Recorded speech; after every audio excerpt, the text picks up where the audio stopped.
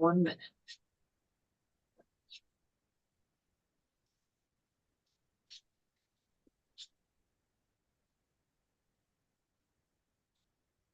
I'll also have a recording for anyone going as well.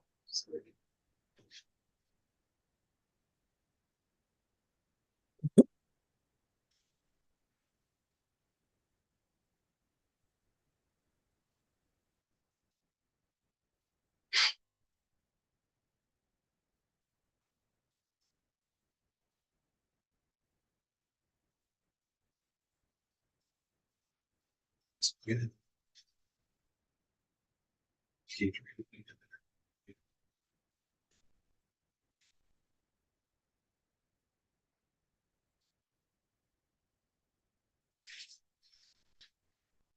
Welcome everyone to this special meeting of the Parks and Wildlife Commission. It is July 7th on Monday, 2025, and we're here to get an update on wolves in particular. I'd like to start with a roll call. Alrighty. Beaulieu. Here. Emmerich. Here. Jacober.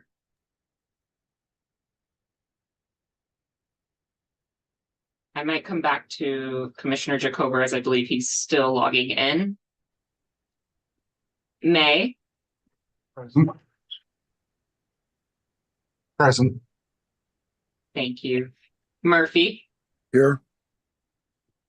Otero. I believe Commissioner Otero is also logging in, so I will circle back. Robinson. Here. Silva Blaney. Here. Touchton. Here. Vardy. Present. I'll circle back. Jacober. Here. Otero. Chair reading. Present, and I'd like to welcome our two new commissioners and thank them for agreeing to partake in this this August body. So John Emmerich is an at-large appointment, and this is his first meeting. And Fran Silva Blaney is our outfitter appointee. And I want to welcome you both and hope that you enjoy your time on the commission. And with that, I'd like to hand it over to Jeff Davis for director's comments. Yeah, thank you, Mr. Chair. I have my comments down here in writing, and so I'll be reading quite a bit from them, and I think that's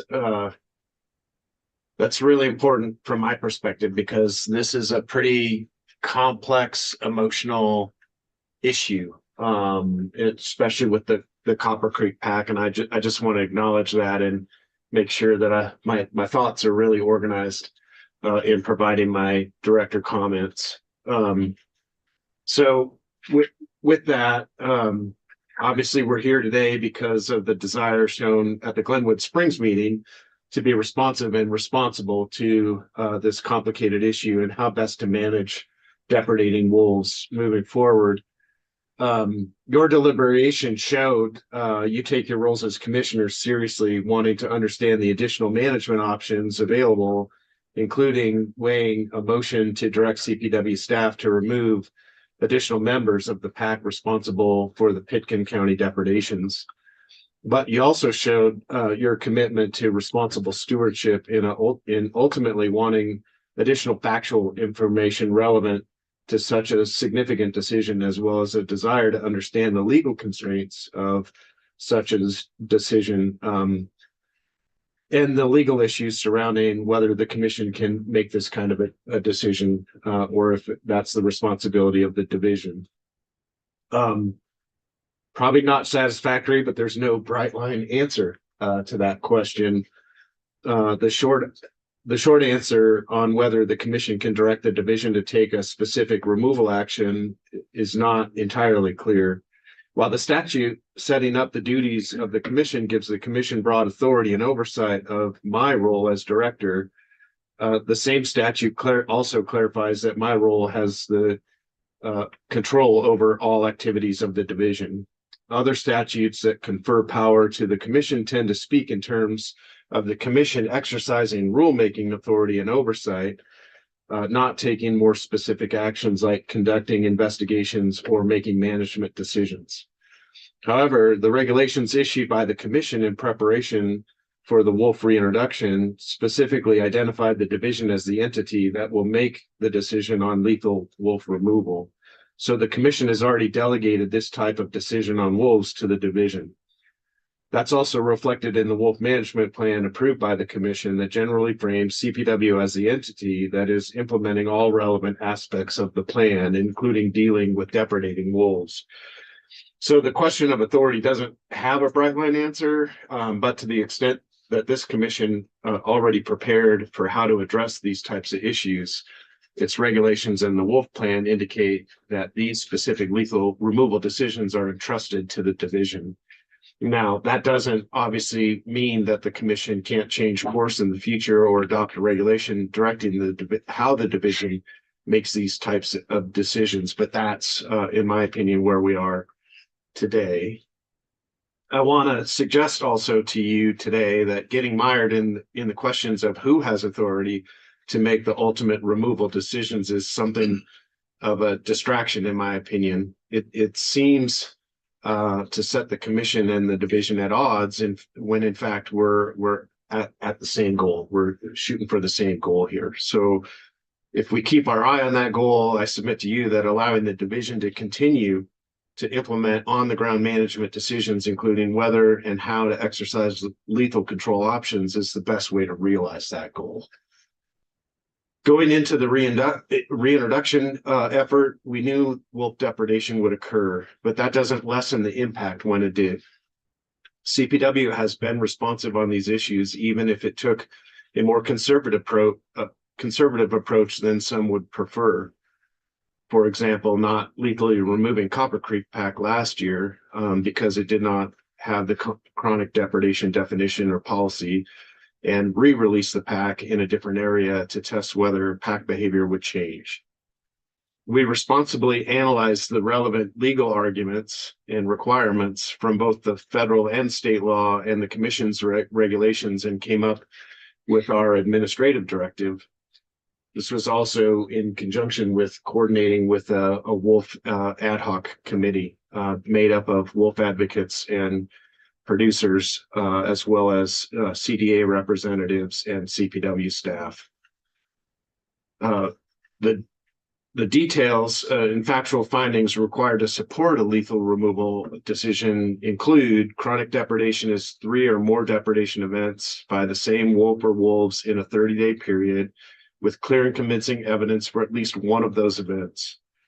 Clear and convincing evidence is defined as having the physical evidence that leaves no room for serious doubt that a wolf was responsible for physical trauma resulting in injury or death to livestock or working dogs. And we also need factual findings that the producer has utilized a variety of non-lethal conflict minimization materials and techniques, that additional wolf-related depredations will continue if lethal control is not implemented, and that there were no attractants luring wolves to the site. If a decision is made to conduct a lethal removal, the AD describes the stepwise approach to such an action. This allows lethal removal to be targeted to the minimum removals necessary to change the pack behavior and reduce future possible depredations. I think that's a key point in this, is that these lethal removals are intended to try to alter the pack's behavior in their focus on livestock as a primary food source. It is contemplated and allowable to continue to remove problematic wolves after the first targeted attempt, but there's no sense in starting at the end, which undercuts our overall goal of building a self-sustaining population of wolves in the state. If we can get there with removing only one problem wolf and changing pack behavior, then that will get us to our goal faster than potentially needlessly removing an entire pack at one go. Such a stepwise approach also comports with ESA. The gray wolf is still a federally protected species, and any kind of take, let alone killing a wolf, is generally prohibited. We only have these management flexibilities because of the Fish and Wildlife Service's 10J experimental populations rule, as you know. But that statute, in allowing more lenient protections for experimental populations, still recognizes that those experimental populations need to further the conservation of the species. We should not be indeterminately removing more wolves than we need to in order to address the human wolf conflicts, as this runs contrary to the ESA, and such repeated overuse of the removal authority could risk the continued application of the ESA 10J management flexibilities that we currently have. With the depredation events in May 2025, CPW made a fairly real-time decision to implement chronic depredation and authorize lethal removal. Chronic depredation is defined again as 3 or more depredation events by the same wolf or wolves within a 30-day period, provided there's clear and convincing evidence that at least one of the depredation events was caused by a wolf or wolves. As detailed in the June 17, 2025 report on the lethal removal, the depredation event that occurred on May 24th was the 3rd event after having clear and convincing evidence, which was determined in connection with the 2nd event on May 23rd, as the May 17th event was determined to only meet the preponderance of evidence standard. And while staff is going to go through this decision with you in more detail later in the meeting, we'll have a presentation by staff on all the things we have been doing and kind of the current situation next after the chair comments. We were able to gather information that we needed in order to be able to satisfy the legal requirements and the factual and evidentiary standards of the administrative directive, make the lethal removal decision, and implement that lethal removal by May 29th, just 5 days after the chronic depredation definition was met in these circumstances. Now, recall that I said earlier that is unclear whether the commission has the authority to issue a lethal removal order, meaning that it's possible that you could have assigned yourself that role in either the wolf management plan or in state regulation. But imagine how the events at the end of May would have unfolded in such a situation. The first depredation event occurred 9 days after the May commission meeting wrapped. And then we had 3 depredation events over the Memorial holiday weekend. Even if we had come to you on Sunday, May 25th, with when the chronic depredation definition was arguably met, how much longer would it have taken for the commission to convene a special meeting with legally required notice and for staff to be able to pull relevant factual materials together that would be needed for you to evaluate to satisfy the legal requirements as well as the administrative directive, and then deliberate on whether to authorize the lethal removal of a yearling that we removed on May 29th. Would we still be talking about that decision at the Glenwood Springs meeting 2 weeks later? Question. For making and implementing on the ground management decisions like this, that additional delay does not serve the producers being impacted, nor does it benefit the wolves themselves. If the situation warrants lethal removal, and our goal is to modify pack behavior to protect both the producers as well as the direct the wolves back to hunting elk and deer, then we want to be able to implement a targeted removal effort as early as possible to benefit both the producers and to preserve the instincts and wild behavior of the pack. You may disagree with me. Probably won't be the first or last time. These decisions, in my opinion, are best left to CPW.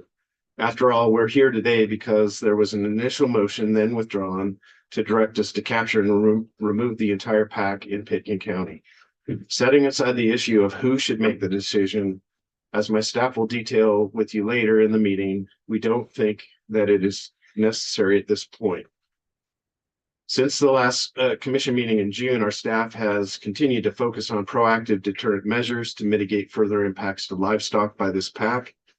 Again, as I referenced before, our Northwest Region Deputy Director Garrett Watson and Area Wildlife Manager Matt Yamashita will present an update on the pack and our efforts today.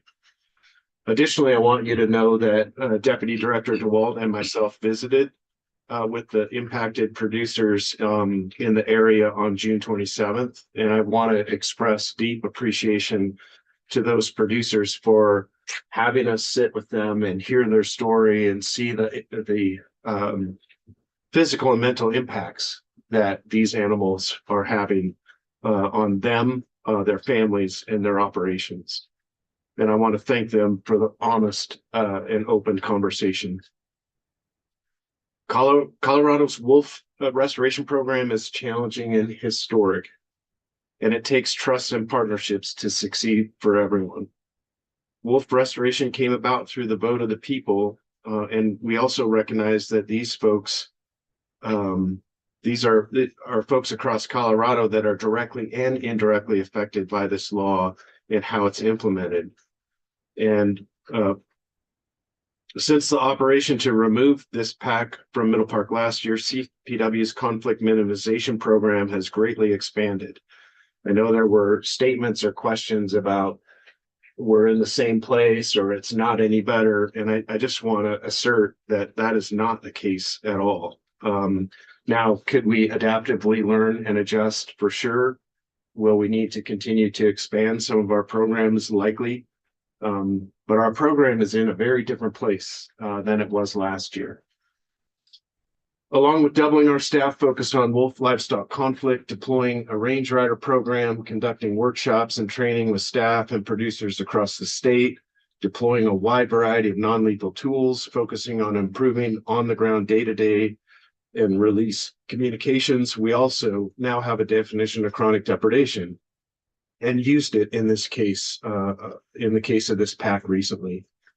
We are a learning organization and continue to adapt and learn as we move forward with this program. We must continue to invest in training, resources, tools, partnership, and our staff.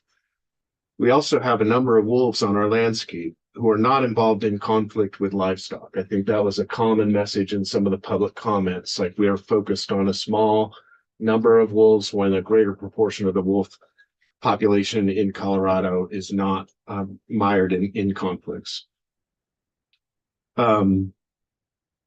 Wolf restoration in Colorado is a challenging effort, and our regional and headquarters staff continue to work together to successfully restore a sustainable population of gray wolves in Colorado and resolve conflicts with livestock as mandated. As public servants, we seek to provide superior public service for all, and balancing the loud voices at opposite ends of the spectrum and in opposition of each other. And this task as a public servant is what we signed up for, but it's tremendously stressful as well. It's easy to sit in one's own perspective and without all the information think that your perspective is the correct and the right one. Sometimes the only one in my experience. And the demand that the agency do what you think is right in the way that you see it needing to be done. Whereas the agency must consider all perspectives based on the facts of the situation and the science, and again, create solutions that maximize the number of benefits for the greatest number of beneficiaries, while doing everything we can to take care of those most directly impacted. In my opinion, we serve as an agency, but we serve the whole public, and part of public trust is bringing people together to have dialogue with each other, to share their stories, their knowledge scripts with one another, listen to each other, and work together with the agency to create durable solutions moving forward, rather than othering people or villainizing particular people across the landscape around the issues. We have to move forward, in my opinion, beyond the noise and continue to build relationships and trust together. And CPW and myself are fully committed to doing just that. That concludes my comments, Mr. Chair. Thank you, Director Davis. I want to make note that Commissioner Otero has joined, so we now have the full body here. I have a few comments I'd like to make, and then I'll open it up. I'm going to read as well. I don't usually do that, but I want to make sure I get this right. And first, I want to say I'm honored, humbled, excited, and a bit trepidatious to be chair of the commission. How can I follow Commissioner May? I have some big shoes to fill, and I want to thank Dallas May for his leadership over the past 2 years. He did a magnificent job. Dallas has been a farmer and a rancher his entire life and brings a wealth of knowledge to the commission. But what is truly remarkable about Dallas is its unwavering focus on fulfilling CPW's broad mission for the benefit of all Coloradans. As commissioners, our constituents are all Coloradans. We do not represent ranchers or hunters or outfitters or bird watchers or wildlife advocacy groups only. Each of us represents all stakeholders to further CPW's mission, as exemplified so ably and gracefully by our immediate past chair. During the development of the Wolf Plan, former Chair Hauser often said, "We're going to do this with the Western Slope, not to the Western Slope." I'm in agreement with that statement, and I think it's why we convene this special meeting. The commission, the general public, and ranchers have a legitimate interest in receiving additional information from the division about the wolf pack responsible for recent depredations in Pitkin County. This is an informational meeting, and I want to be clear from the outset that I will not be supporting any commission vote that attempts to direct the division to take any specific action, removal or otherwise. I agree with Director Davis, that is not really our role. The commission's role, in my opinion, is to create policies, and the division's role is to implement them. The Wolf Plan and regulations the commission passed 2 years ago to implement the plan clearly indicate that the commission has tasked the division with making removal decisions. The commission simply isn't in a position to make such decisions because they require a complete understanding of the facts on the ground, which we usually do not have. I would say we never have. I trust the division to make wolf management decisions and to thoroughly investigate every potential wolf depredation in a timely manner.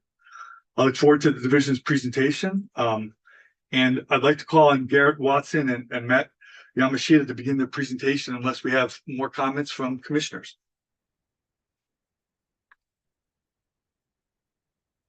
Seeing none, I would like to proceed with the presentation. Thank you.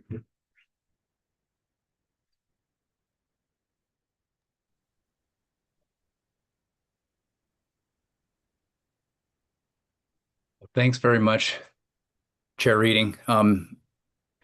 Chair, Commissioners, Directors, Matt Yamashita, Area Wildlife Manager, Glenwood Springs. I'll allow Garrett to introduce himself briefly here, and then we'll proceed with the presentation. Yeah, good morning, or good afternoon, I should say. Executive Director Gibbs, Director Davis, Chair Reading, and to the Commissioners. My name is Garrett Watson. I'm the Northwest Deputy Regional Manager out of Grand Junction. Great. Well, real quickly, we wanted to go through and just highlight for you, as a result of the June commission meeting that took place here in Glenwood Springs, there was a lot of discussion surrounding the topic of wolves and wolf management in Colorado, specifically of the pack that resides here in Pitkin County. We wanted to take this opportunity with the request of the commission to provide some additional information and details surrounding the management of that particular pack. Afterward, hopefully we have allotted enough time for some questions and engagement with commissioners, primarily just to give you guys the opportunity in order to engage with staff, with local staff, and get a feel for what we're doing, what things are looking like, and hopefully you're not having to rely on media or other resources to fill in the gaps. So with that, can we get to the first slide?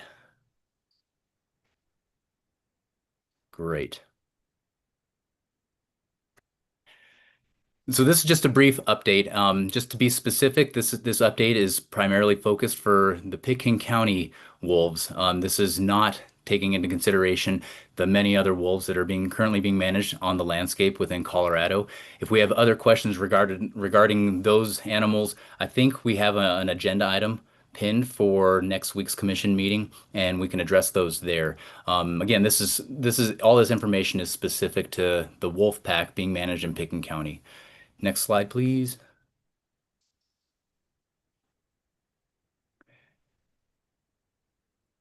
So a quick background, just to make sure everybody's on the same page and we're understanding the same facts. In January 2025, Colorado Parks and Wildlife relocated Copper Creek pack, which was comprised of a female and 4 pups, into Pitkin County. The stats are right there. In addition to that, we also had 1 male gray wolf, which was reintroduced from British Columbia, that joined up with these other animals. This occurred in approximately February of 2025. Currently, wanted to make clear that all the yearling and adult wolves in this pack are collared. It's important to note that within the Colorado Wolf Restoration Management Plan, that plan calls for 2 collars to be deployed within each pack. This is a unique situation where we currently have collars on most of the pack, including all the yearling and adult pack members. Next slide, please. Fast forward, and we're going to skip to some of the events from this past spring. This past spring in May, CPW determined that 3 Pitkin County livestock producers that were in close proximity experienced depredation by 1 or more members of the same pack. These events occurred on May 17th, May 23rd, May 24th, and May 25th, respectively. All this information is available from the lethal removal action report. These depredations occurred despite the producers having implemented all viable, reasonable, and effective non-lethal deterrence measures that were identified in site assessments conducted earlier in the year. They removed all known attractants that could allure wolves to the site at the recommendation of staff.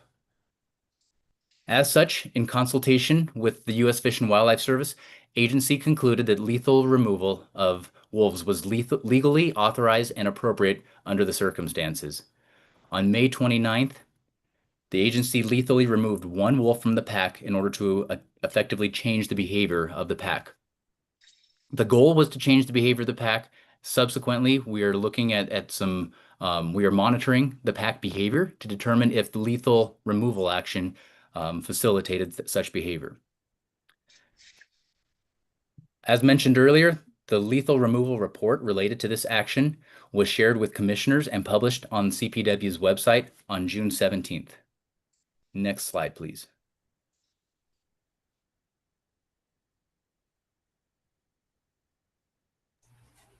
Okay. All right, I'll take over from here. Thanks, Matt. Now, where are we at today? So with the current biological status of the Pitkin wolves is that female 2312 paired with male 2503, which was reintroduced from British Columbia in January of 2025. They bred in February, and biologists suspect that birth of pups occurred at the end of April. Prior to the management removal that occurred at the end of May, the pack consisted of a breeding male and female, 4 yearlings, and an unknown number of pups. Now, where we're at is we're in the pup monitoring phase of monitoring this pack.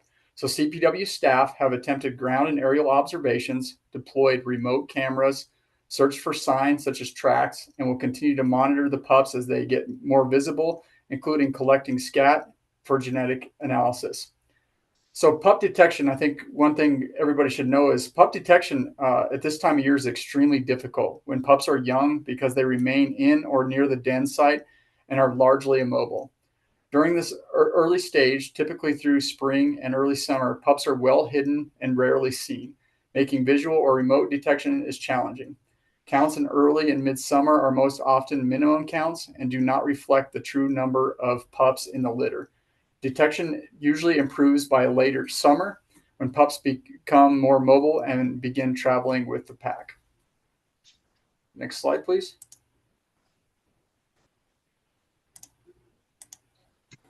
So on to our monitoring and our conflict management, a piece of where we are currently in Pitkin County. Since the lethal removal, the producers have been very helpful in allowing range riders to ride with the livestock and haze wolves that come in close to the herd.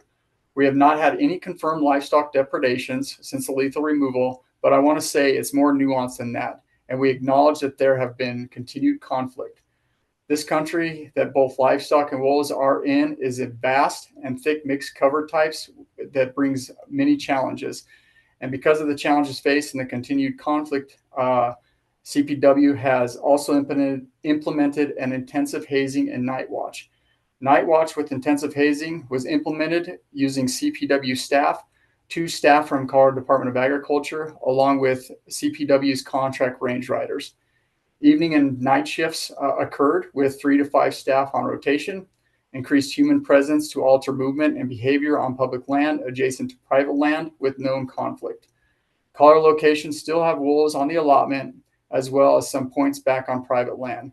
The general collar locations are trending south and at higher elevations, but cattle are also moving higher up on the allotment. As cattle move higher, vegetation becomes thicker and the terrain becomes even steeper. There are fewer open meadows and areas to monitor livestock.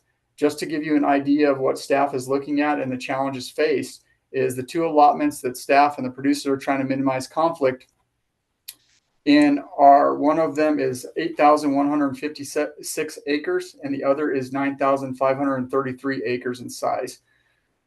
This doesn't include the private land. So as you can imagine, this could be very challenging with livestock grazing on and throughout the allotments where all the cattle are not in one singular place, but spread out throughout the allotment and grazing during the management plan that the producers have. So before I take any questions, I do want to acknowledge the hard work and dedication of all CPW staff that is working around the clock.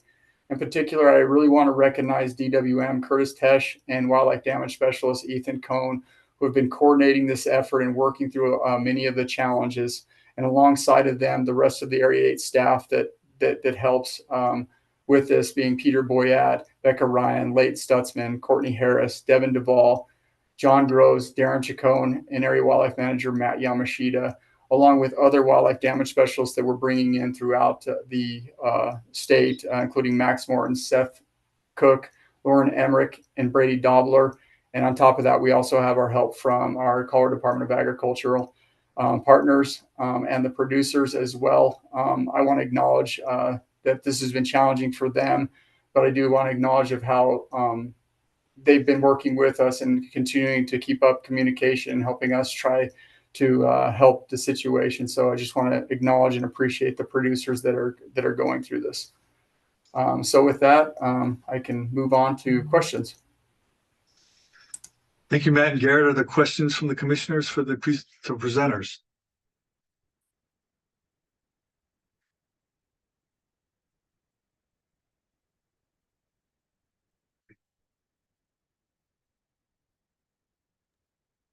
I have a question. I can't figure out how to raise my hand. Sorry. Okay, that's okay. All right. But Thanks, Chair. Thanks for your presentation and all the work that's been done. I don't know if I want to talk about this more in our commissioner meeting or discussion, but I've been informed that the range riders were removed on Friday and have not been put back up there, and there has been major issues since then. Can you speak to that? Commissioner Jacober, I can't answer that question. Range riders did take a break starting last Friday, so they were not on site Friday or Saturday. Range riders were back on the landscape as of Sunday. So there's been range riders present up there yesterday, today. So we still have range riders active on the allotments up there. Yeah, thanks, Matt. The producers have told me they haven't heard anything since Friday, so I guess we need to reach out to them. And then there seems to be pictures of wolves up there that aren't collared. Can you speak to those? Yes, from what I know, just based on animals that we are actively monitoring, managing, while there is always the potential for uncollared wolves in the area, the ones that we actively know about and are referencing as the pack within Pitkin County, like I mentioned in the presentation, all yearling animals in there and adult animals have collars on them. If there's other animals in there that are of adult size, those are ones that our staff is not aware of. Not saying that we can't have them there, but that'd be news to us. There is likely also young of the year. There's pups that are present up there. None of those would be collared as of right now. So I don't know if you're referencing young of the year ones or if they are adult size animals. These are large wolves for sure. We're not aware of any at this time. If you have any, if whomever you're in contact with has photos or any other reports, please have them submit them to our website there where they can be documented and staff can look into it. And it's always interesting for us to learn about additional animals on landscape. And thank you, Commissioner Jacober. Commissioner May. Thank you, Commissioner Chair Reading. Thank you very much. And thank you for the kind words. I appreciate it. We did try to do our best to get to this point. We'll continue to do that.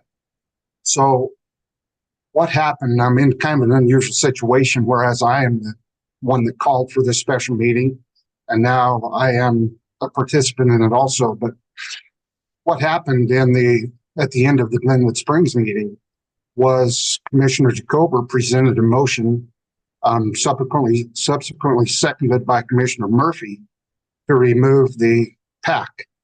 And I did rule it out of order. I thought it was inappropriate, and I didn't feel like we should place the commission in a position to make a rash decision that they hadn't prepared for. And there were too many questions around it. So yes, I did rule that motion out of order. I also called for this special meeting. I would like to say that I, as all of you have, received a lot of phone calls, a lot of emails, and I actually advised people to sign up for public comment because I thought we would have public comment in this meeting. I understand why we are not, but I was hopeful that we would receive public comment because it helps the commissioners so much to get the perspectives from that. So I just want to address the fact that this is a different situation, but I think this is a very important meeting that we receive real-time input from staff. And I appreciate the fact that Garrett is here and willing to do that for us. But yes, the motion that was, as it was presented in Glenwood Springs, I ruled out of order, and I stand by that decision. Thank you, Chair. Thank you, Commissioner May. Commissioner Vardy. Thank you, Chair Reading, and thank you so much, Matt and Garrett, for the presentation, and to Director Davis for the remarks earlier. When I voted for this meeting to take place at the previous meeting in Glenwood, I just want to make clear that my intention was never to take management authority away from the division, away from our biologists, or in a way that is removed from our process of looking at the best science.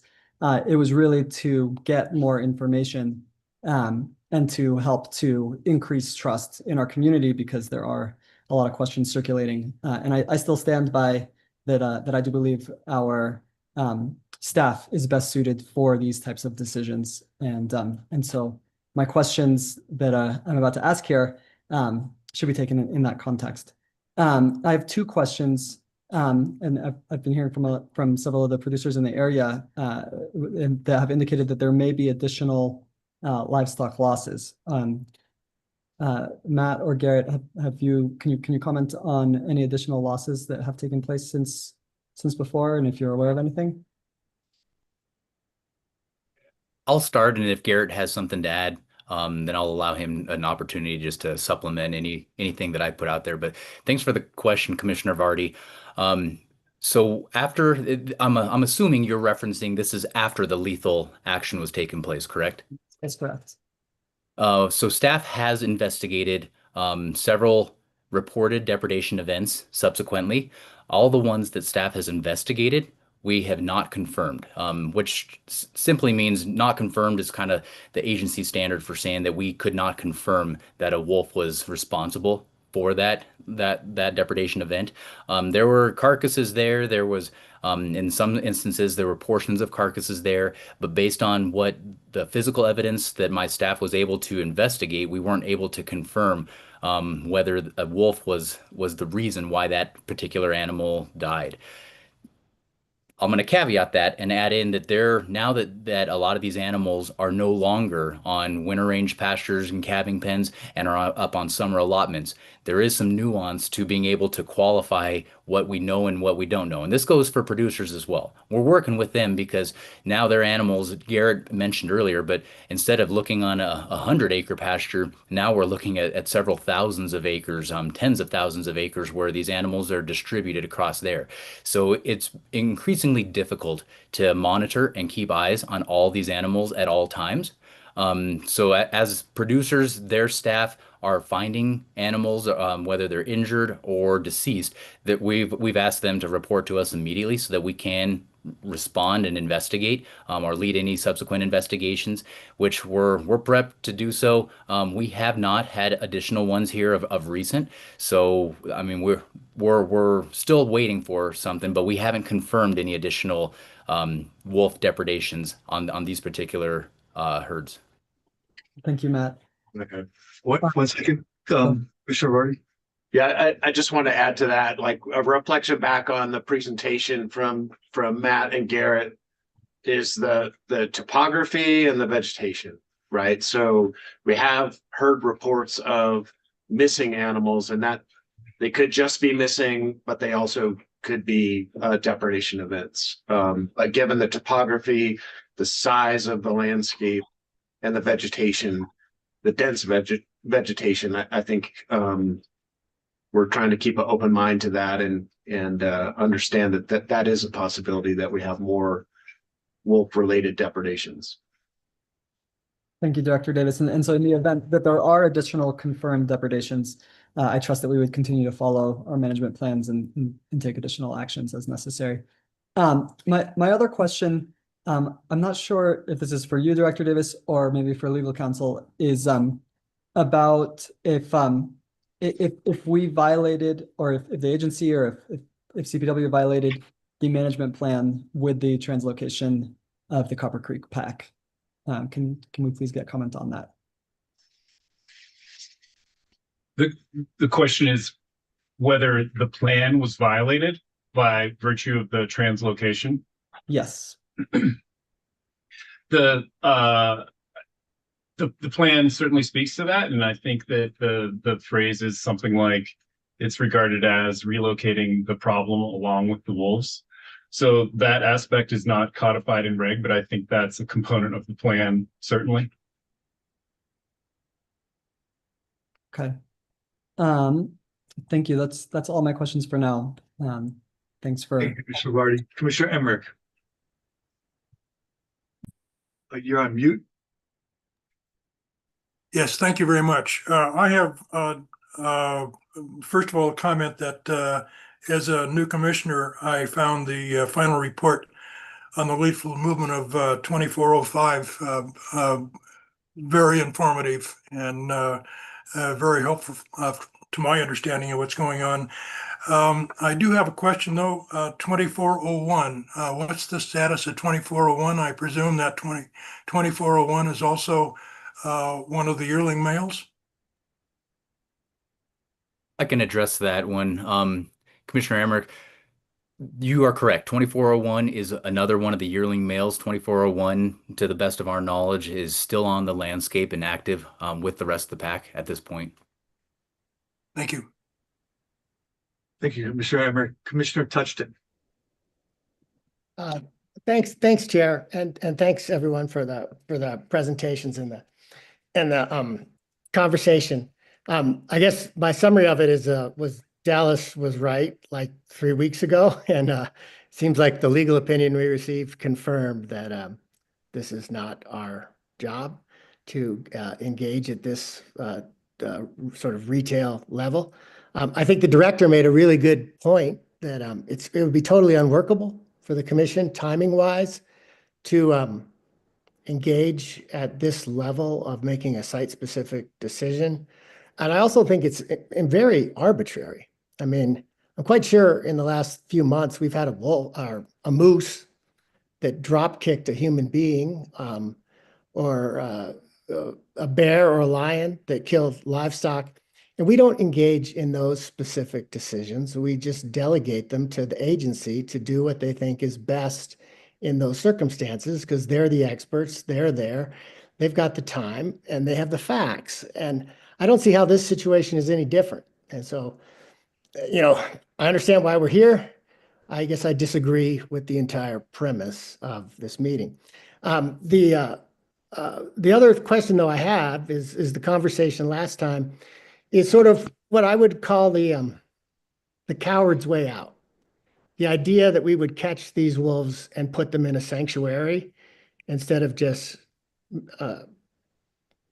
owning that decision and killing them. And the way I come to that position is, in the past, I advised the victim of an attempted murder. We had a meeting with the prosecutor. Prosecutor wanted to charge the death penalty. My attempted murder victim said, no, I want him to do life in prison because it's worse.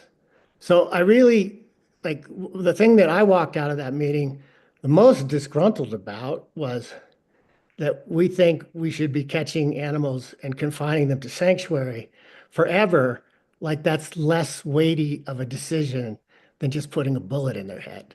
So I would like us, if we're going to make decisions like this, own it and say like what's what we're going to do, and don't like shuffle the cards and say they're going off to the happy wolf place. But again, that's staff's decision, not ours. So sorry, I didn't mean to get ranty, but I guess I did. So I apologize for that. Thank you, Commissioner Touchton. Commissioner Jack Murphy. Gonna try not to make that mistake. Thank you, Chairman Reading. Yeah, I wanted to make a real quick correction first, just for the record. Commissioner May, you mentioned that I was the one that seconded the motion. It was actually Commissioner Robinson that seconded the motion, and you had said it was Commissioner Murphy. I know it's still confusing, you know, but just for the record, I wanted to make it clear that I wasn't the one that seconded that motion. But I wanted to just make a comment. Just, you know, what we're trying to do here is practice non-lethal control. And non-lethal control is relatively new.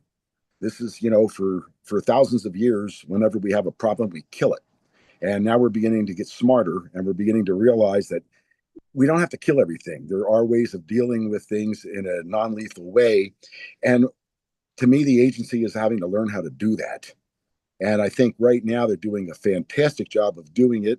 There's still stuff to learn. And I think a lot of it, I think all sides need to relax a little bit and allow this to kind of play out a little bit more. And I feel for the ranchers that are having problems. Yes, it is a tough situation. Change is always difficult.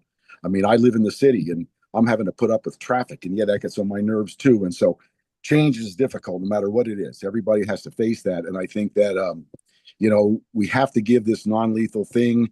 I mean, I do non-lethal wildlife control for a living, not with wolves. I do it with smaller mammals, and I know that it works. And so now we just have to figure out how to make it work with larger predators. And so far, I think the agency and the staff is doing a phenomenal job. And so I just wanted to give kudos for that. And so that's basically all I have to say on that. Thank you. Thank you, Commissioner Murphy. Commissioner Murphy Robinson. Thank you so much, Chair. And I appreciate hearing everybody's comments today. And I think there's a lot of stuff to unpack with all the comments, but I think I want to address my second of Commissioner Jacober's original motion back in the day. First of all, I never wanted to, especially based on all the emails I've gotten, I've never wanted to kill an entire pack of wolves. That was never my intent, nor never did I ever want to second that. However, one of the reasons in that moment of me seconding that motion back then was not because I feel one way or the other about how we should be dealing with the wolves. That is definitely not our job, but it is important that we listen. And I do feel as though consistently we hear our producers and the people that own land in this state come to us asking us as a commission for help with not a lot of opportunity to do what we're doing today. And so, frankly, this outcome for me was one of the best ones, that we can have more intentional discussion that will allow for the folks that come to us every single day, and I mean literally every single day, to be heard in that way. One of the things that is important to know, though, and I expressed this at the meeting and I'll express it again, that I have the utmost respect and reverence for our staff and the people that have to deal with this every day, not just our staff, but even the producers as well, that they have to deal with these this new circumstance every single day. The fact that they not only have to deal with the depredations on the producer side, but then our staff have to go out and investigate it and really deal with it and make a decision that impacts both the commission and the agency and the producer and so many things. That's just a heavy task and a heavy toll. And so my goal in seconding that was to have this conversation and see if there is a way for us as a commission to lighten the load a little. That was it. I would also confirm and concur with Commissioner Touchton in that Dallas May, Commissioner and former Chair Dallas May was correct. After reviewing the meeting and seeing the things, I agree with him that our motion was out of order, which I'm happy that he made that decision because I never want to put us in a bind and or go against the law or do something that's that's going to be more detrimental than helpful. And so Commissioner or Chair May, or former Chair May, I award you and appreciate your ability to see the forest through the trees and see that. But I'm really grateful for this. I'm really grateful that people can actually hear us discussing the wolves and discussing what they're dealing with every single day. I will make one note though. I don't think we can bring a nexus between driving through traffic and people losing livestock, which is their livelihood. I just don't think that's the same thing. And I think we have to be very cautious on how we kind of equivocate that, these producers, oh, they'll be fine. They'll get over it one day. This is, I think, a little heavier than we realize. Some of us are producers on there. So Commissioner May is a producer. There's, Commissioner Vardy is a producer. There's people on here, Commissioner Jacober is a producer. People on here that actually can feel that and understand it more than any of us. And I never want to bring light or shed light on something that we don't have the expertise on and or the feelings of when our animals or their livestock are getting killed. And so, yes, it's emotional, but again, I applaud Commissioner May for how he dealt with the situation. But I will say this is not going to be the last sticky situation that we've come up against. This is a hard situation, but I really do think that together as a commission, but also with our producer colleagues and our the rest of the Coloradans, we will make sure that this wolf introduction continues to be successful. And with that, Chair, I'll hand it back over. Thank you, Commissioner Robinson. Commissioner May. Thank you, Chair Reading. And I thought I had put the problem of Commissioners Jack Murphy and Commissioner Murphy Robinson behind me, but obviously I did not. When I stepped away from the chair, I thought I wouldn't have to think about that again, so I didn't. One question I do have is, and this is for probably anybody, how many potentially injurious non-lethal hazing permits have been applied for since we began our program?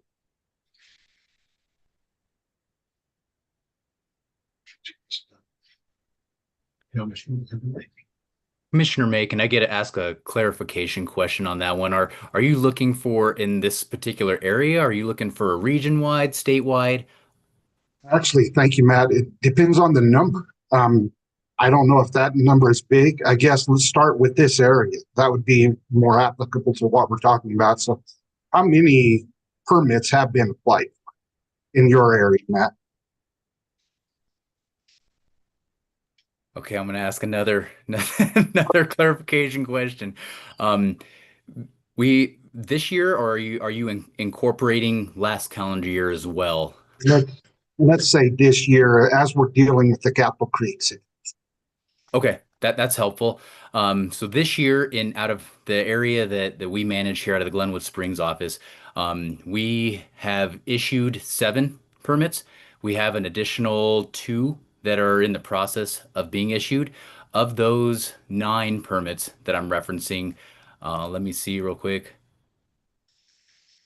3 of those are in the area of Pitkin County. Matt, the reason I ask this is in November of 2021, some of us that are on the commission today were there. We met in Lamar and we talked about hazing methods and approved and allowable hazing methods. So we had pretty robust discussion. And at that point, believe it or not, range riding was not even on the list. We actually added range riding to the list in November of 21. That's when the stakeholder advisory group started working on that. So also we had a robust discussion about rubber buckshot. And there were many that were opposed to allowing rubber buckshot to be used as a potential hazing method.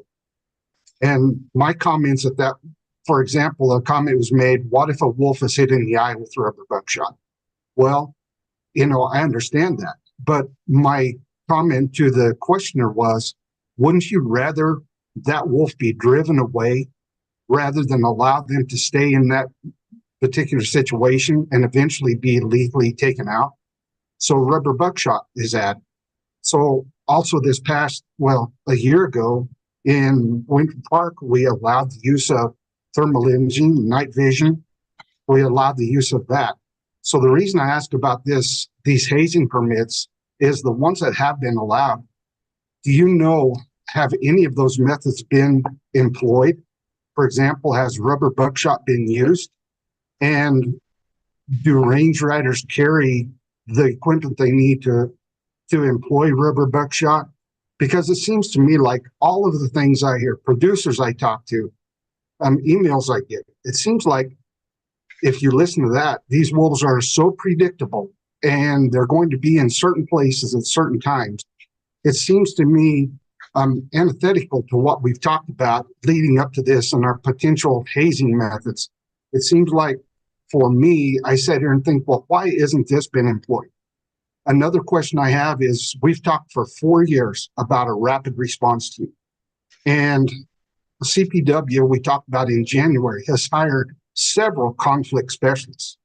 Are any of those conflict specialists actually on the ground in Capitol Creek? Of the ones that were hired, where are they? Are they involved with this? Are they somehow mitigating what's going on? I know that's a lot of questions for everybody, but those are the things on my mind. Thank you, Chair.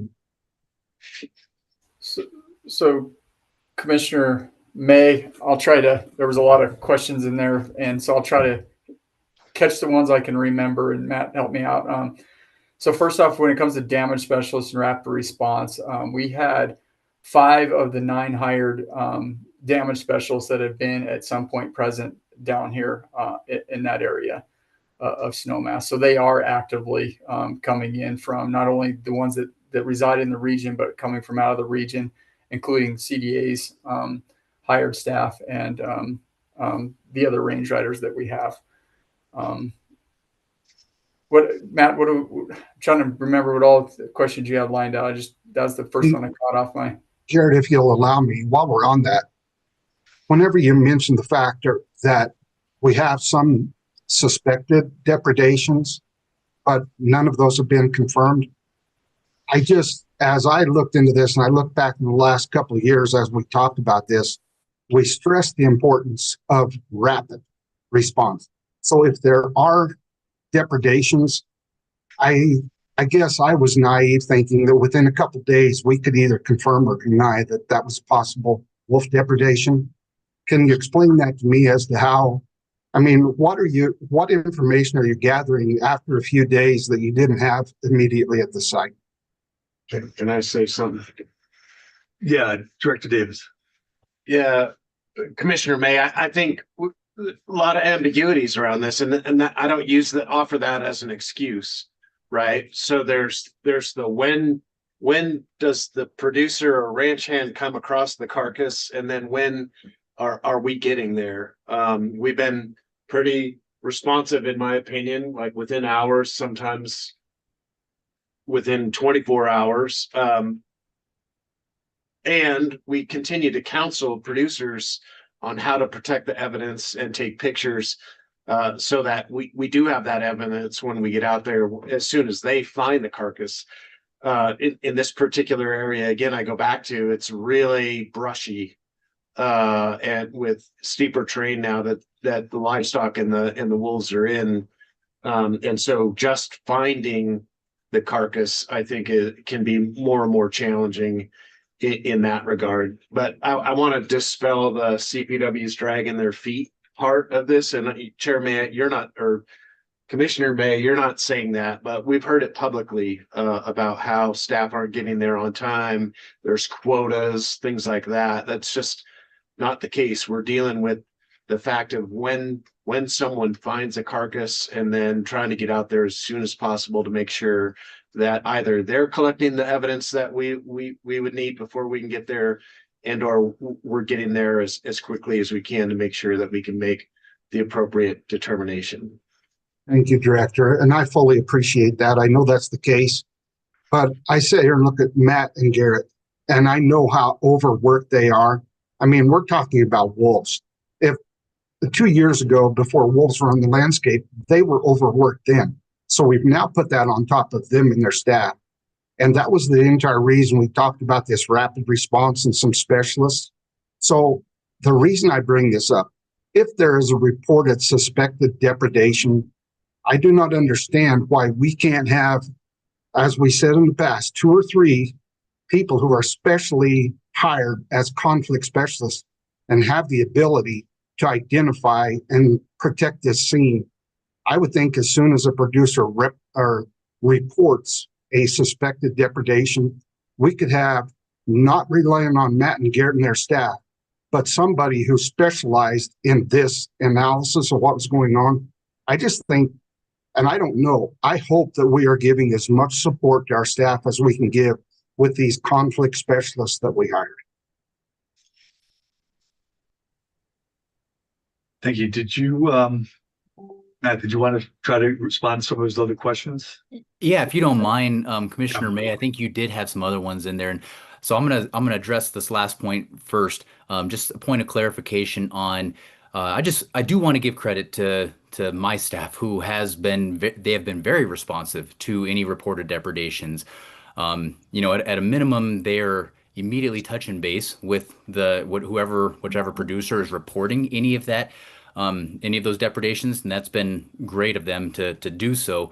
On some of these ones where we referenced that there's portions or parts of a carcass and the inability to confirm whether that depredation was related to a wolf based on the lack of evidence that's still available. So far, the ones that we've had in that scenario, it wasn't because staff delayed a response. Staff in many of those cases were still responding within hours of being notified. And so what they came to was what the producer found, which was portions of a carcass remaining. And that's some of that nuance that Director Davis was speaking to, that, we're going to have to work with producers on some of it. I will say that right now we're responsive to all of these things, and that is additive to the other duties that Commissioner May had highlighted. So, yes, there's probably in the future, we're probably going to be looking at the need for figuring out what that looks like for staff. I don't know if we can be everywhere all the time across the state as our wolf populations continue to grow. So something for staff to work on. But right now, I'll say where we're at this point in time, we are trying to operate within reason and accommodate. Chair May, we're going to do that all day. Commissioner May. I think the other thing you had referenced was you had asked a question regarding the injurious non-lethal hazing permits and how frequently those had been used or any of our less lethal rounds had been deployed. Of the ones specific to Pitkin County, I can speak of all the ones I know in Area 8 here out of the Glenwood Springs office. While we've issued 7 of them, we have not had any of those where those producers or any of the people that are assigned underneath that permit deploy less lethal rounds at a wolf. Again, and Director Davis I think we're going to hear this repeatedly. This was the benefit of having him visit the site. When you get into some of that terrain, it's a lot of oak brush country, overgrown aspen, conifer mix. It is difficult. A lot of these less lethal rounds, when we use them, they are most effective at 50 yards, 30 yards. It's difficult to get 30 yards away from an animal in oak brush without these animals knowing that you're there.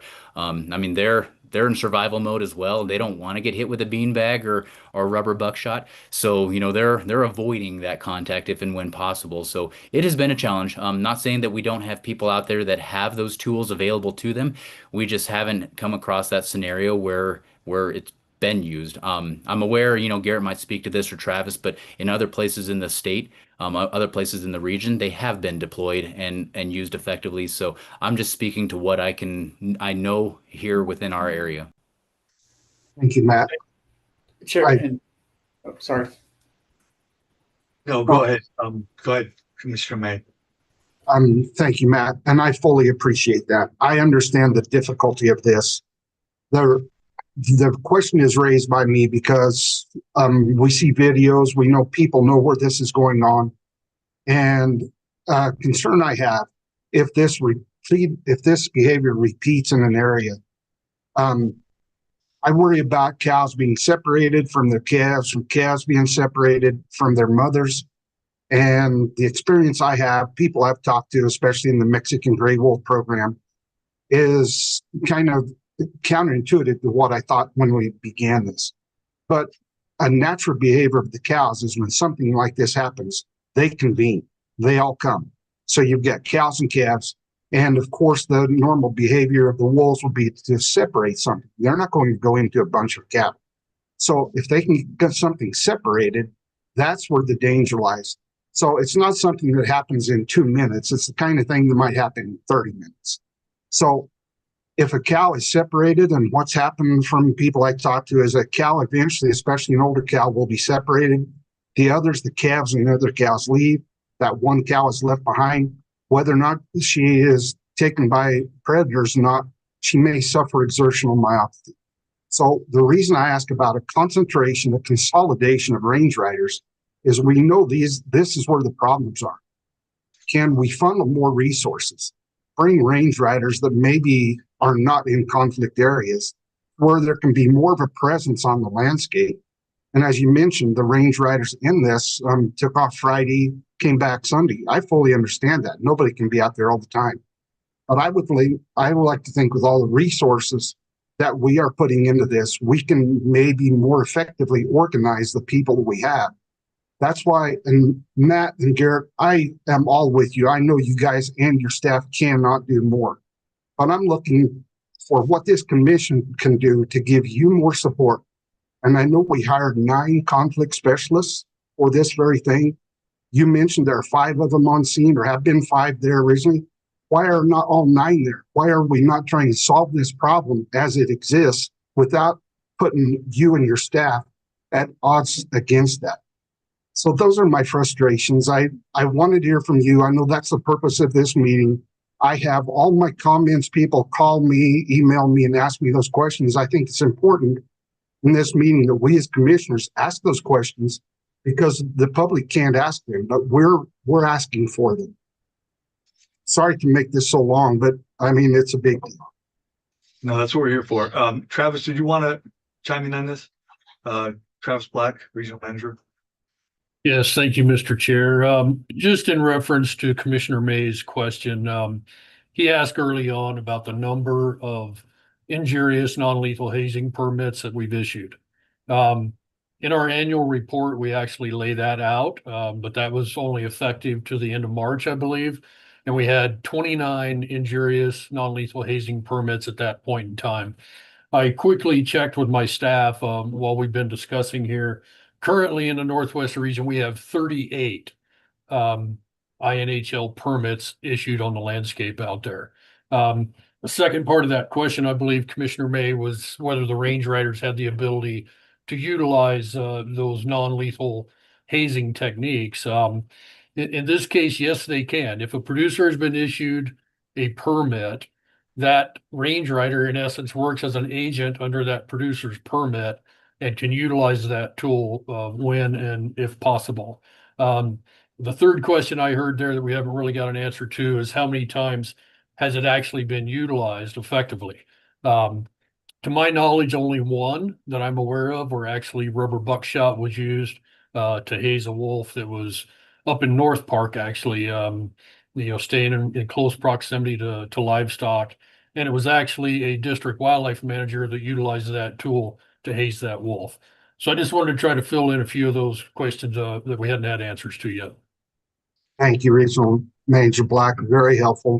And I expect that was the case. Are the range riders in Capitol Creek, are they equipped with rubber buckshot? Thank you for the question, Commissioner May. I'm going to have to defer to Garrett. As you're aware, I've been out for a few weeks here, so I'm not certain. Director Davis would like to say something first, or do you want to go first, Garrett? Garrett, go ahead. And then Commissioner May, I want to address your very valid point of, are we rotating people in and why everyone isn't in this particular location? But Garrett, go ahead.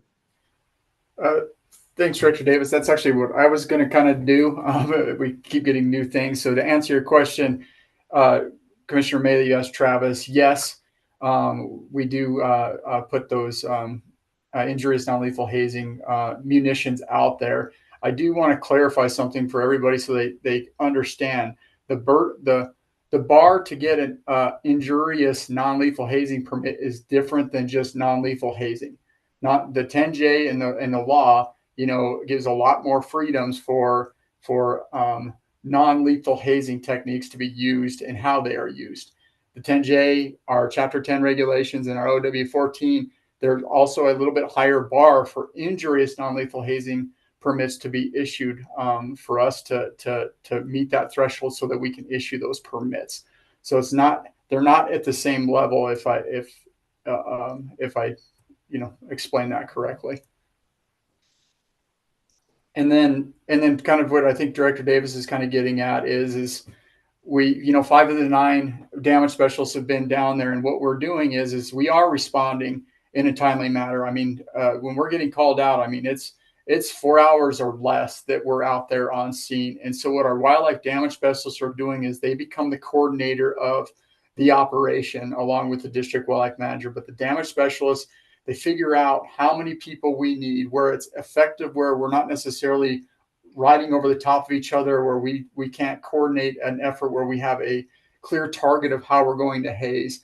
And so they determine how many people to bring in, and then they have people on standby. We're having people show up from the call to be there that night, to have people on standby for, okay, we might need to bring you in to broaden the operation if we need it. But in saying that, we also have other areas of the state where, so we don't end up in the same place, we are trying to make sure we're minimizing the potential for conflict when that conflict may be imminent in other places, and we're having to have resources there as well so that we can help those producers that are having wolves in, near, or in the middle of both their sheep or their cattle. And so the damage specialist locally determines, okay, how many people do we need? And then we are adjusting people accordingly based on what they're seeing on the ground. And that's with CDA staff, that's with all our contract range riders, and that's with our damage specialists and all our staff.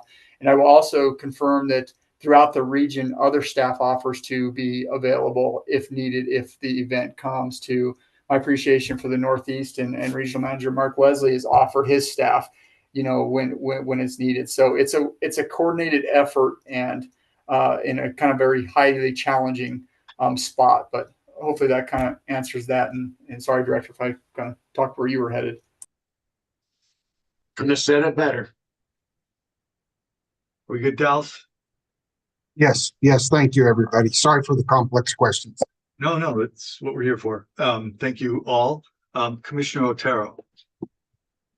Yeah, greatly appreciate all the discussion here. And Commissioner May actually highlighted a lot of what I was going to talk about there, and a lot of the comments and phone calls that I've received around, depredations that hadn't been reported yet, as well as, those that are, saying, hey, don't just kill wolves for being wolves. And so I just wanted to highlight, it sounds like that, and this is obviously, I know the purpose of this meeting is so we can have this discussion, but also so the public can hear about these discussions that I imagine many of them are happening internally, right? About like, how many range riders do we have? Where are they positioned? So I want to say also, I greatly appreciate, Director Davis, Matt, Garrett, Travis, all of you for answering the questions to bring some of that clarity. But to echo, Commissioner May, like, how can we as a commission support in getting more of those resources to you, right? The intention of the plan is to use non-lethal measures and follow the plan, follow the law, 10J and all those things.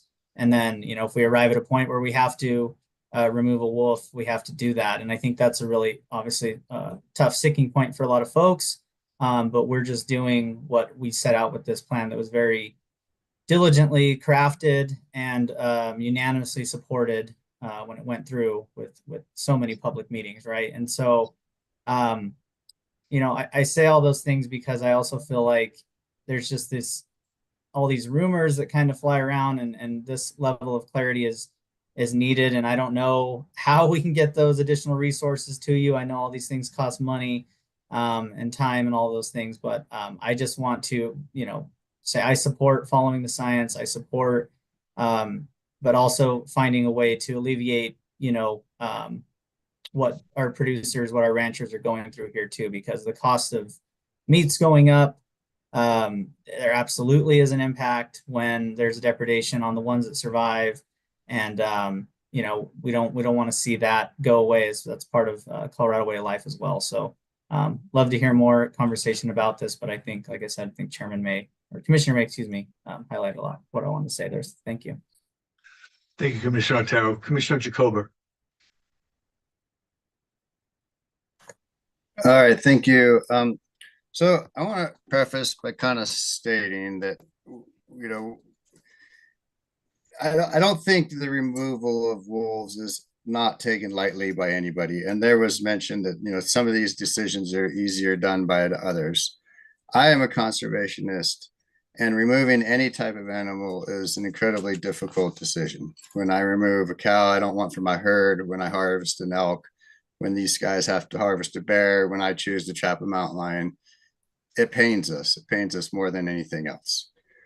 But when making these decisions I make in an effort to look at the population of what we're trying to achieve, not the Can we go ahead individual. and pause?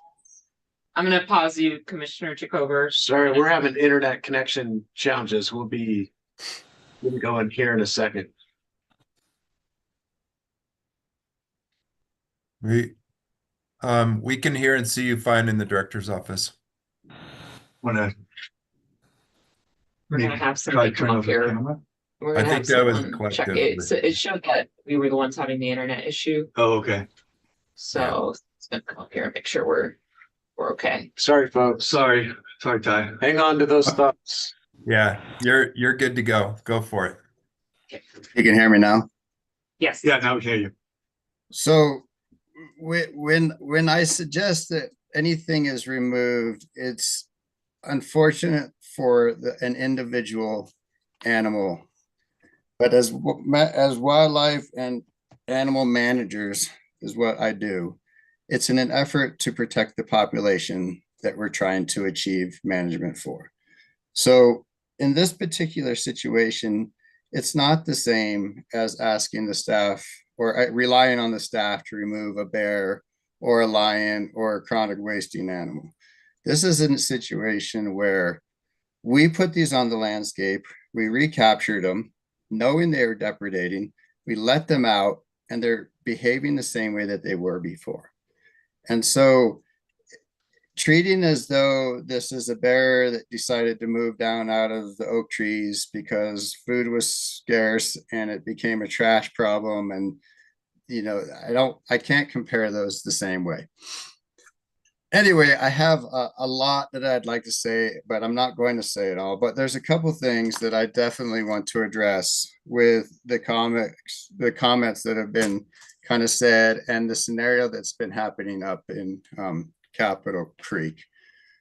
And I think it plays to kind of where we stand. So there's been an extreme amount of resources poured into managing those particular wolves up there, now with several range riders. And I think what's really important for people to know is that the range riders were pulled Thursday night.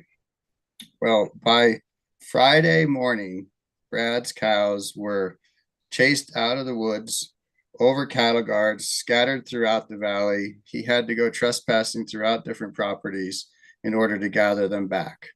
This is one night removed without visual guardian of the animals.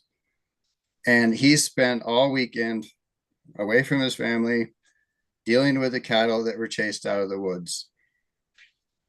Is it realistic to have all of these cattle herds around these types of packs managed in a way that's that extensive when we have removal of human presence in one night and it changes dramatically? And I go back to what I started with, which is we have an entire program we're trying to build. We have an entire trust that we're trying to establish, much of which is being questioned again by being what's said today over an individual animal when we have an entire population of animals that we're trying to manage for. And I just can't encourage the agency enough to recognize this problem. And I know the staff does an incredible job, and I know they're monitoring and they're trying to monitor it within the guidelines that have been put forth. But it seems clear that when we have such behavior and such pack that's causing such harm to our time, to people's livelihoods, to the efforts, we need to make a decision to move forward beyond that. I'll leave it at that. Thank you, Commissioner Jacober. Commissioner Robinson.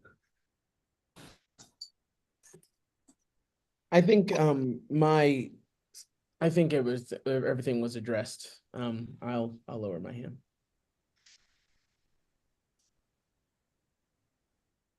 We have any more discussion?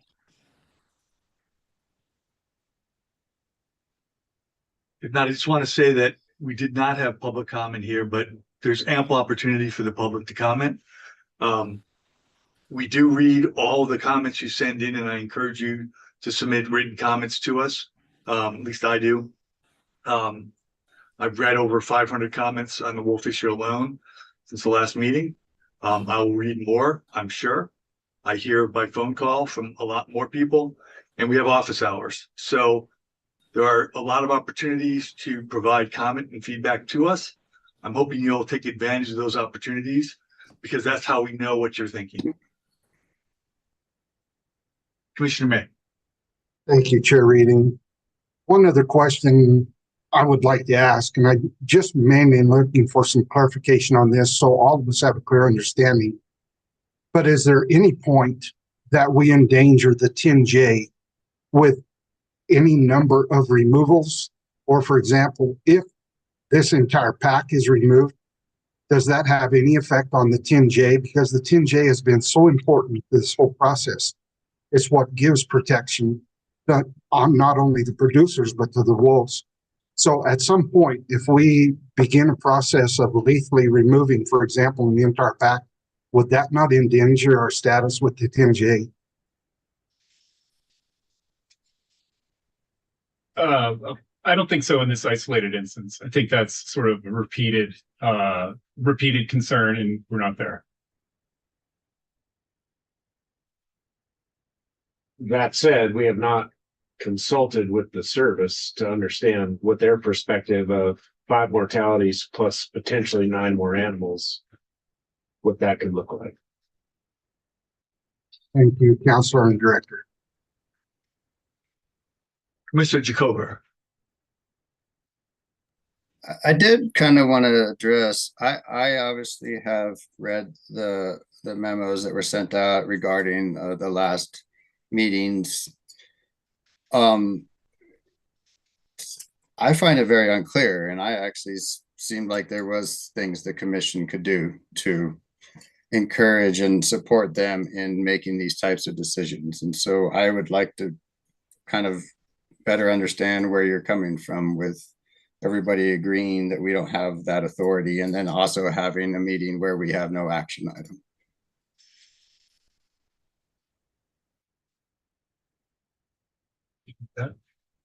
Sure. Matter. Yeah, I mean, on the question of, the question in Glenwood was, does the commission have the authority to direct staff in this particular circumstance? And from my perspective, in the abstract, I think the commission has really broad authority. If you just look at Title 33 and the authority of the commission, it's very broad. But to me, the relevant question and sort of how to frame it is, what does the wolf plan say, and what do the related regs that were adopted at the same day and time that the wolf plan was adopted? So how has the commission, through regulation, assigned various responsibilities to the division, and what responsibilities has it retained? In the 1001 rule, It's very clear that it says, consistent with state and federal law, the division shall make the determination as to whether lethal removal is appropriate. So you have a legally binding rule, I think, that really answers this question very directly. And in the first instance, the division gets to make the decision on lethal removal actions. And then if you look at what powers the commission has sort of retained, there's sort of like an appellate function. We talked about injurious hazing permits. Again, those are issued by the division in the first instance. And if they're denied, the applicant has an appeal to the commission. And the same is true for chronic depredation permits. In the event an applicant seeks a chronic depredation permit from the division makes the decision in the first instance. And if it's denied, it can be appealed to the commission. So, to me, the bare statute doesn't really answer the question, and you need to look at the plan and the related regs to determine how the commission has sort of assigned various functions to the division and what it has retained.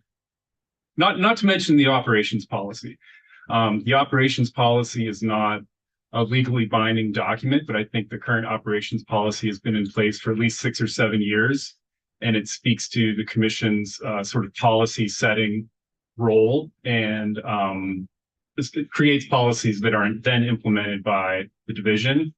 And also, what we heard today was a little bit about the putting all of the legality aside. I think there's an important practical consideration to keep in mind, and that's all, what are the facts on the ground and how are they evolving in real time, and enabling the division to investigate, analyze, and make decisions quickly, I think is an important part of that, and certainly contemplated under the 10J, given the considerations that need to go into any lethal removal effort.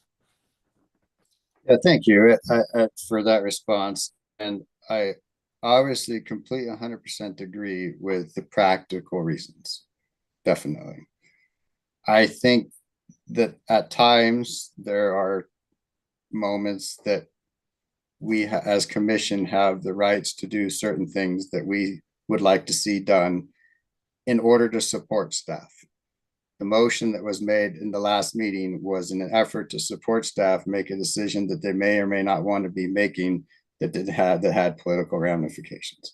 And so I think that I'm very glad that you spelled it out the way that it is. And as commission, we totally rely on the agency to make the right decisions and do an excellent job like they do 99.9% of the time. Thank you. Thank you, Commissioner Jacober. Commissioner Robinson. Thank you, Chair. I think this was good, and I am happy Council Matter put that matter, no pun intended, to rest.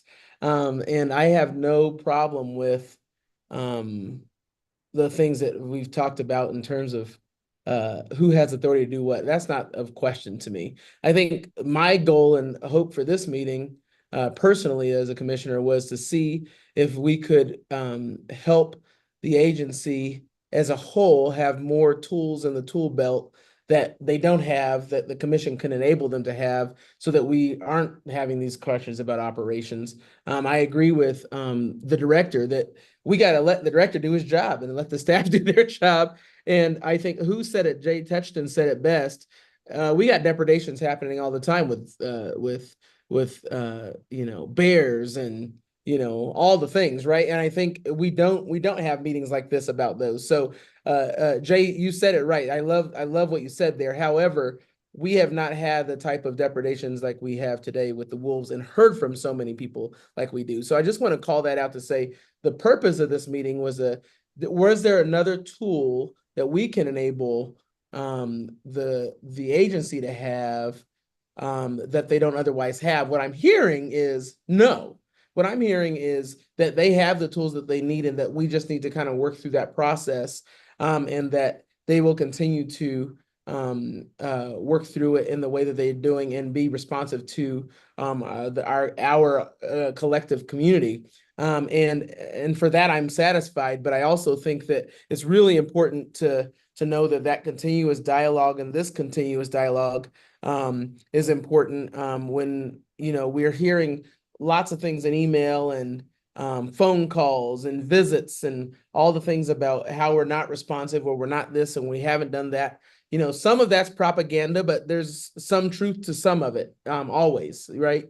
And so I think the goal for this meeting to me was there other tools that we weren't considering in the non-lethal or the just even we talked about giving our staff some way to rest and figure out how to alleviate some of their stress, which I think 100% needs to happen. I feel the same way about some of our producers that are out there 24/7 trying to make sure that their cattle aren't continuously dying and stuff. And so my goal was just to see if there's any other tools. I'm not an expert in any of this, which is why I looked to Jeff and his team, Director Davis and his team to do so. I appreciate all the staff is doing and all that everyone's doing. But I do think that if there is something that we haven't thought about, that someone has an idea of, I'm all ears, and I just want to be of support to our community and support of our staff. That's kind of the goal to me. Thank you, Commissioner Robinson. Matt, did you want to respond to that? I did, if that's okay. Sorry, Commissioner Touchman, I've already jumped in front of you, but I want to start by just mentioning that as staff, I do appreciate that the commission as a whole have demonstrated great trust and support of staff within this agency. That doesn't go unrecognized or unknown. I'm very appreciative of that. Second, I do also appreciate the fact that this commission is being as engaged and as receptive and responsive to the needs of staff. We're in constant communication with our EMT. And as such, we're trying to impress upon them that we don't know what we don't know. We're exploring kind of uncharted waters. We're working into things and we are doing it eyes wide open. If other tools, if other options come up and are presented to us that we could exploit or that there's a need for whatever that may be, know that we will make sure that we're informing the EMT, the commission of what that might be, so that if there's a need, if there's a way to facilitate some of that, then we're going to be communicating with you to make sure that you guys know what we know. But I wanted to make sure that you guys as a commission and as our executive management team, we are trying. We're just the hard part on any of this is that it's a learning process. And as much as we would love to be able to deliver and give you guys a final outcome on what all we need to be successful, we don't know. We're working through it, and there's no way to hit the fast forward button on that to see what the final chapter of the story is and how we get there. So that's the second part of all that is just, unfortunately, this is one of those learning processes that will take time.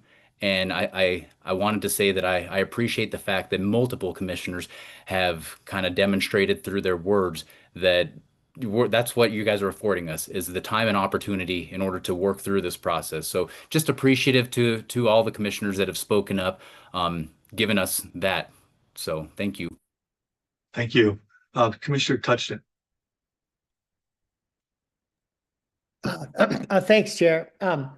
Well, just to circle back real quick on the 10J question that Commissioner May asked, I would view that maybe a little bit differently in that the 10J rule allows the state of Colorado to kill wolves under certain circumstances when they are determined to be depredating under the terms of the 10J rule. If we were to start killing wolves for which we had no evidence or insufficient evidence that they had been involved in depredations, I think we would violate the 10J rule. So just like that's my take on it, but I just wanted to be clear. I think that rule gives us flexibility to kill wolves involved in depredations, but a bunch of puppies in a den, I do not think that's in line with the 10J rule to kill puppies that couldn't possibly have been involved in depredations at this point. But my question was, and it goes back to something that Ty said that was concerning of this gentleman's cows getting run all over the place. I've been confused throughout this process of whether this is taking place on public or private land. And during the presentation, there was at least 2 allotments mentioned, something like 17,000 acres. I'm assuming that's public land, National Forest or BLM. I can think of a lot of reasons that cows get run off public land on the 4th of July. So again, there's a lot of site-specific stuff that I just don't know here. But I'm wondering if our collar data shows whether these wolves are primarily residing on public land or whether they're residing on private land. And again, this Pitkin County, it's mostly expensive land. So I'm kind of thinking that ranching operations are on public land because it's very expensive to have private land in Pitkin County. Do you want me to respond to that? Well, whoever knows where these collar things are, I don't know why this guy's cows took off on a Friday night. Do know it was the 4th of July, but if it's National Forest, all sorts of crap goes down on the National Forest on a holiday weekend. You're questioning them? No, I'm not. I'm just asking, where is this? Is it private land or National Forest? It seems that the ability to control what's going on. There's videos of them being harassed on their private ranches, 2 big ranches side by side in the Capitol Creek drainages. And then most recently, the cattle have been moved up to Forest Service allotments and or BLM allotments. Those cattle in particular were chased off the Forest Service allotments the night after the range riders left that were protecting those animals.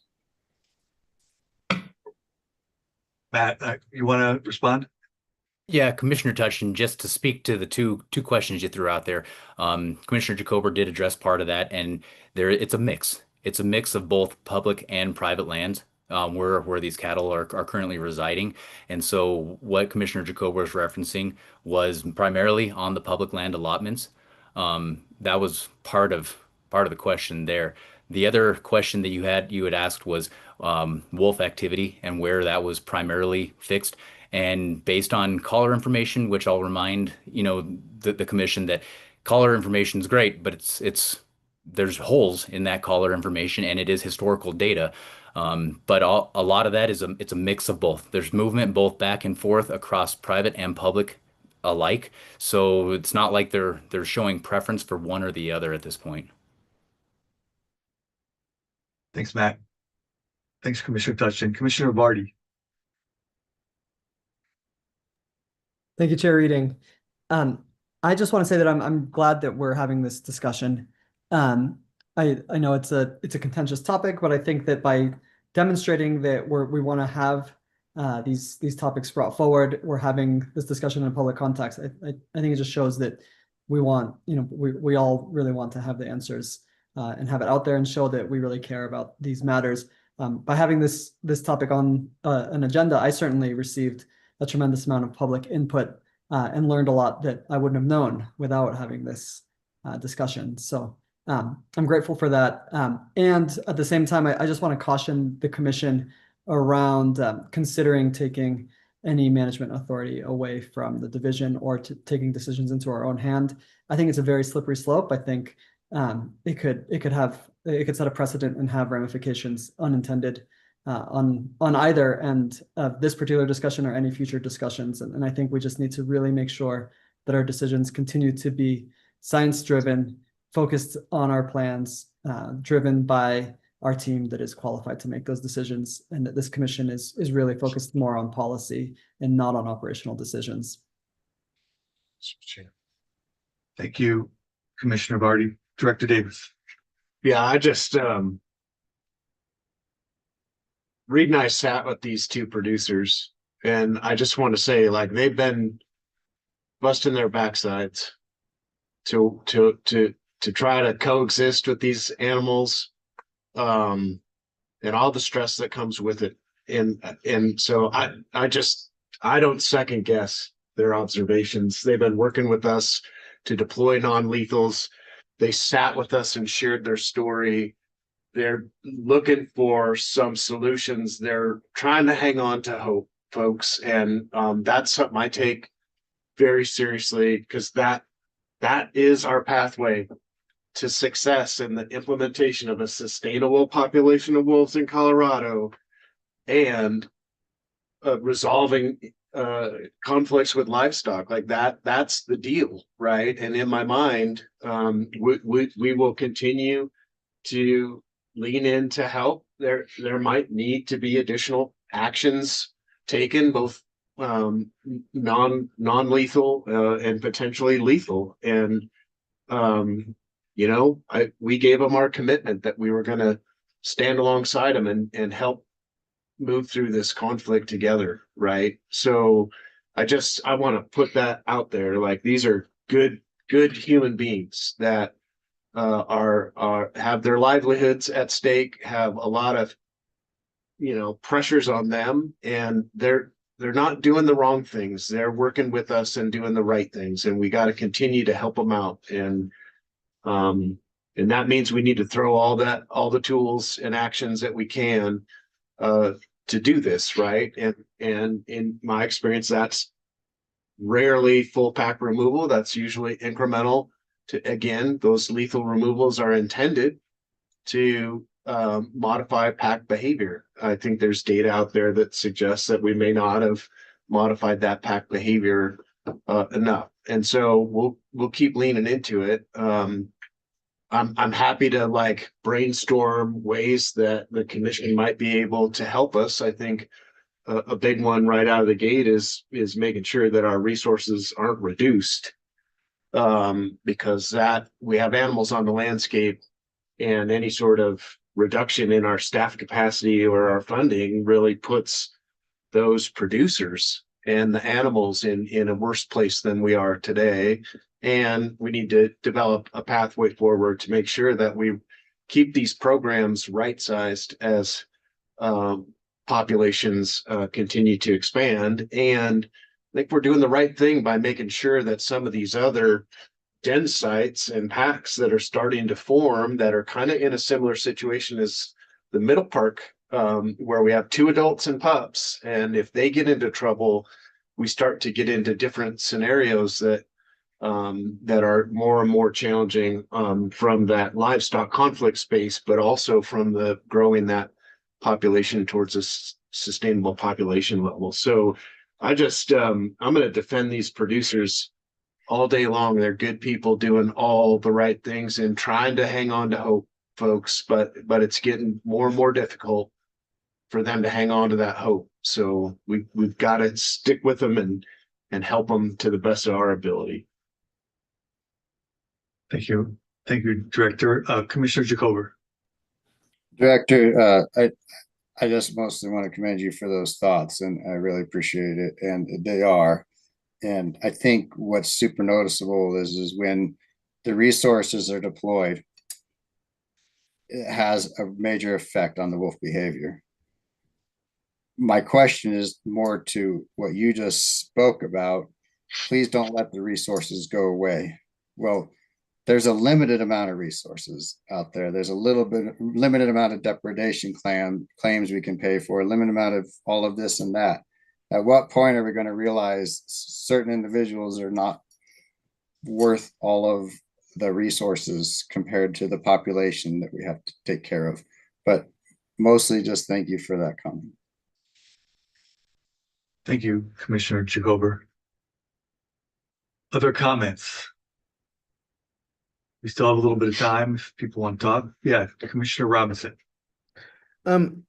Director Davis, it's just a question for you. I appreciate your comments too, and really commend you for getting down on the ground and talking to some of these folks as well. Sir, you mentioned that we could help by making sure that resources aren't taken away. By resources, I think you mean money, right? And or personnel, all those things. We don't control personnel, that's you. So I'm guessing you mean money, but we also don't control money. So you said the commission can help with that. How? Give me give me a bone there. How could we do that? Is it talking to senators? Like, what is it that you want us to do that can help you make sure that you can get those resources, that is within our kind of bailiwick? It's within our control, I guess.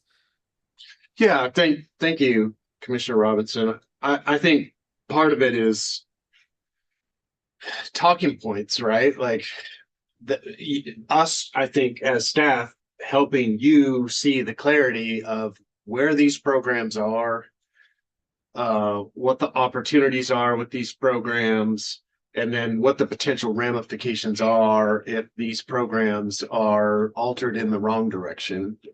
And when I say that, really in a way that money goes away, or because I know I'll just say, like, there's concerns from the producer side that some of the advocates are good at helping fund right now, but may walk away down the road, right? And so making sure, again, it's all about relationships. It's all about clarity of understanding of where we are, keeping our eye on the end goal, that sustainable population of wolves that doesn't see ongoing conflicts with livestock, that we're resolving those conflicts early and often, and that we have those financial resources and the staff capacity where the commission can say you support these things. That doesn't mean that you have to go, testify or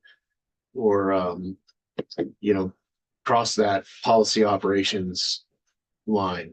So I think, to answer your question, we have as staff a responsibility to help you have that clarity and see what those opportunities may be in your interactions with advocates, with the general public, with producers, with elected, local, state, and federal, quite frankly. We're working all those fronts, and so that's what I meant as some examples in my mind when I made that statement.